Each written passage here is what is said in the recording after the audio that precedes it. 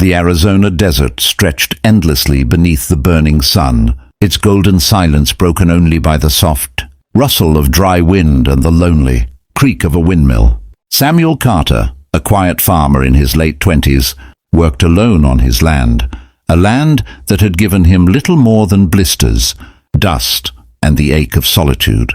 He wasn't a man of many words. His life revolved around tending crops that barely grew and a heart that never healed.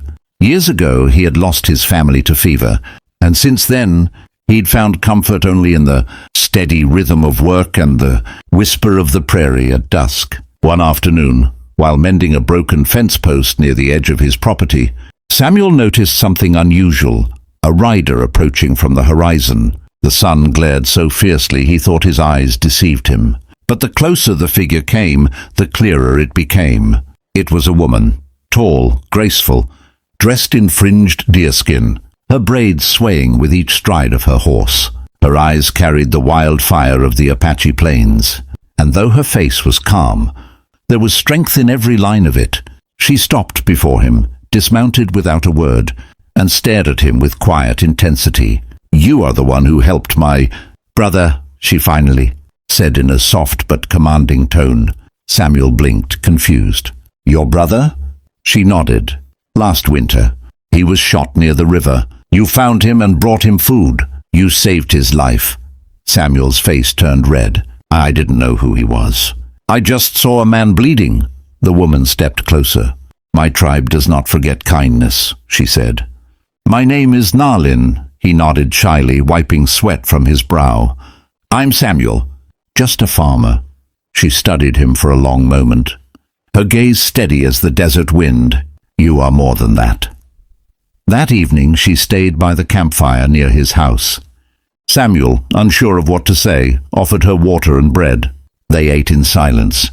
The stars spread across the black sky like scattered embers, and for the first time in years, Samuel felt something stir inside him, a strange warmth, a quiet belonging.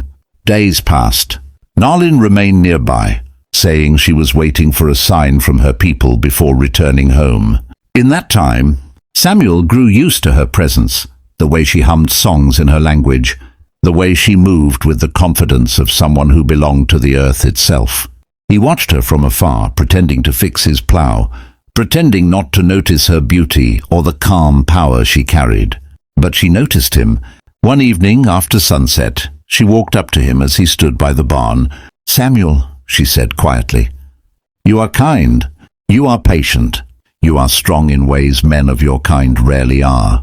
He looked at her, startled, unsure where her words were leading. Then she said something that made his heart pound so hard it almost hurt.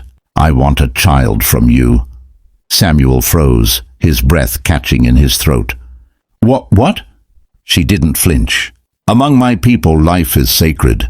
My bloodline must continue. But I want my child to have your heart. You saved my brother with no reason but goodness. That is the spirit I want to live on." Samuel's face burned. He looked down at his rough hands, trembling. You don't know me," Nalin smiled faintly. "I know enough." He stepped back, torn between awe and fear. He had lived alone for so long that the idea of someone choosing him, wanting him, felt like a dream. But her gaze was steady, her voice like the earth itself, ancient, unshakable. "You don't owe me anything," she said softly. "But I believe the spirits led me here." And before he could answer, she turned away and disappeared into the night. Samuel couldn't sleep.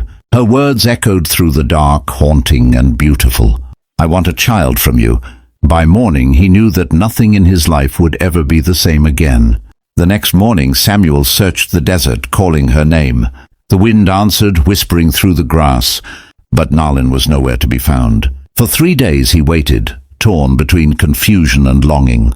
On the 4th she returned, riding out of the sunrise like a vision, her eyes shadowed with sorrow. "My tribe moves north," she said. "They will not stay where white men have built fences." Samuel's throat tightened. "And you?"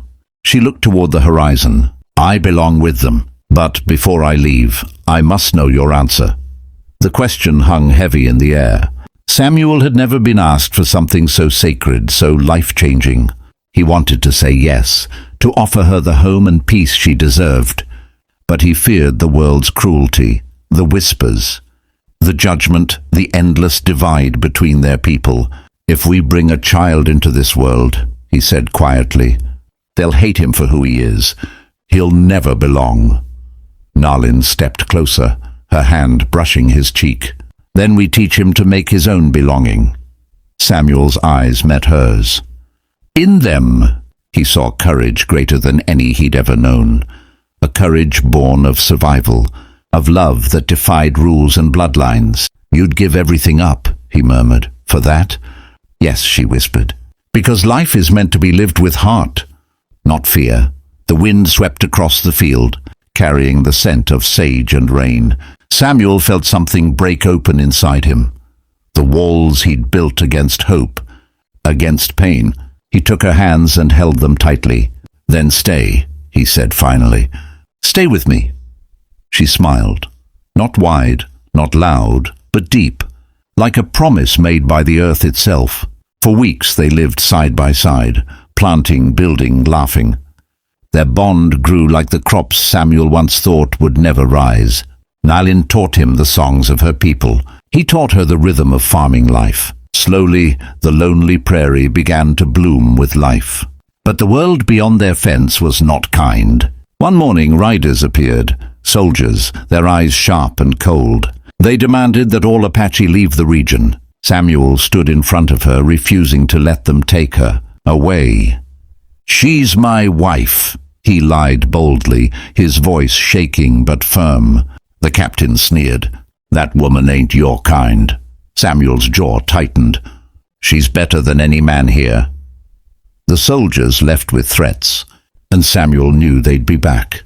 That night, as thunder rolled in the distance, Nalin placed her hand over her stomach. "It has begun," she whispered. Tears filled Samuel's eyes as he realized what she meant. The life they had created was real. "Then no matter what comes," he said, holding her close, "our love will live." When dawn came, the storm cleared, and the land glowed under the rising sun. Samuel and Nalin stood together, facing the endless desert. "The world may never understand us," she said softly. He smiled. "Then we'll make our own world."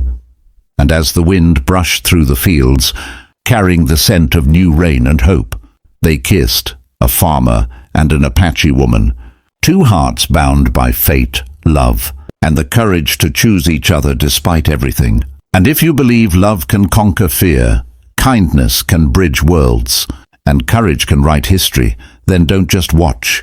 Subscribe to this channel right now. Because stories like this remind us, the human heart is the most powerful force in the Wild West, and in life itself.